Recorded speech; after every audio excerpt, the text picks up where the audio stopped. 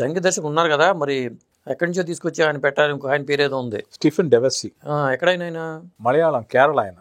అంటే ఆయన గురించి ఇప్పుడు వాళ్ళకి ఈ తెలియపోవచ్చు మామూలు వాళ్ళకి.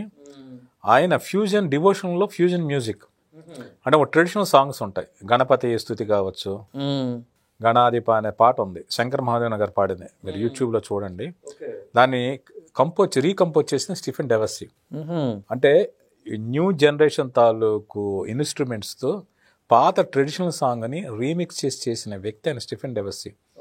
ఆయన కొన్ని పదులు వందలు యూట్యూబ్లో ఉన్నాయి, అవన్నీ చాలా చాలా పాపులర్. అంటే భక్తి గీతమే కానీ సౌండింగ్ డిఫరెంట్గా ఉంటుంది. అటువంటి ఎక్స్పెరిమెంట్స్ అన్ని చేసి ప్రూవ్ చేసుకున్న వ్యక్తి ఆయన. సో అటువంటి స్టీఫెన్ డెవెస్సీ ఈ సినిమాకి దాదాపు అన్ని పాటలు బ్యాక్గ్రౌండ్ స్కోర్ ఇచ్చారు. మన సీనియర్ మ్యూజిక్ డైరెక్టర్ మణిశర్మ గారు ఒక పాట అందించారు. ఇంకొకటి ఏంటి అంటే ఇక్కడ నేను వేరే ఈ విషయం అనవసరం అప్రస్తుతంగానే మొన్న ఎవరో ఒకరు కూడా ఈ విషయం ప్రస్తావించి ప్రశంసించారు స్టీఫెన్ డెవెస్సీ అని. ఆయన జన్మత క్రిస్టియన్ అయినప్పటికీ ఇంత హైందవ భక్తిరస చిత్రానికి అందరూ భక్తి పారవశ్యంలో ఓలలూగేలాగా సాంగ్స్ కంపోజ్ చేశారు. ఇది ఆయన తన డ్యూటీకి చేసిన ఒక ఎక్సలెంట్ సర్వీస్. అంటే మ్యూజికల్గా కూడా ఈ సినిమాకి మంచి అవకాశం వచ్చింది. మా ఫస్ట్ సాంగ్ రిలీజ్ అయింది. అవును, ఆ పాట అద్భుతంగా, ఆ పాట చాలా బాగా చాలా మందికి రీచ్ అయింది. ఇంకా చెప్పాలంటే సినిమా మీద పాజిటివ్ వైబ్స్ చాలా పెంచింది ఆ పాట.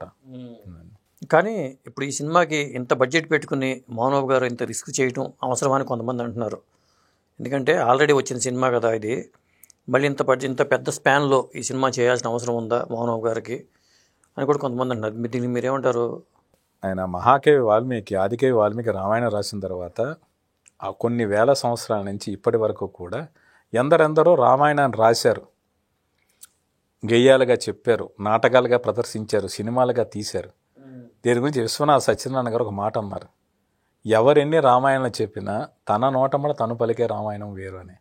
అది అలాగే కన్నప్ప కథ ఇంతవరకు తెలుగులో 2 సార్లు, అంటే రాజ్ కుమార్ గారు చేసిన శ్రీకాళహస్తి మహత్యం, కృష్ణరాజు గారు భక్త కన్నప్ప, హిందీలో ఒకసారి శివభక్త, తమిళంలో ఒకసారి వచ్చింది, ప్రింట్ నాట్ అవైలబుల్. అలాగే కన్నడంలో ఇంకోసారి శివమిచ్చేది కన్నప్ప అని ఒక 4-5 సార్లు వచ్చింది.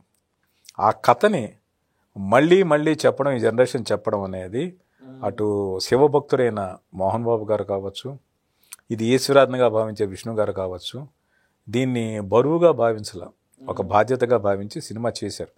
అందువల్ల ఏంటి అంటే మీకు అన్నట్టు మీరు శివభక్త సినిమా చూడండి, భక్త కన్నప్ప చూడండి, రాజ్కుమార్ గారి సినిమాలు చూడండి, ఈ కన్నప్ప కథనాలు వేరేగా ఉంటాయి.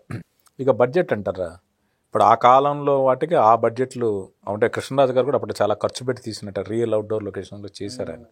ఇప్పటి ఆడియన్స్కి ఏంటి అంటే ఒక స్పాన్ ఉన్నది స్క్రీన్ మీద, ఆ కళ్ళకి అంత గొప్ప ఐఫిష్ జరగందే ఆడియన్స్ థియేటర్ రావట్లేదు. ఎప్పుడు మొదలైందండి ఇది షూటింగ్? అసలు ఇది 22 అక్టోబర్లో న్యూజిలాండ్లో స్టార్ట్ అయిందండి.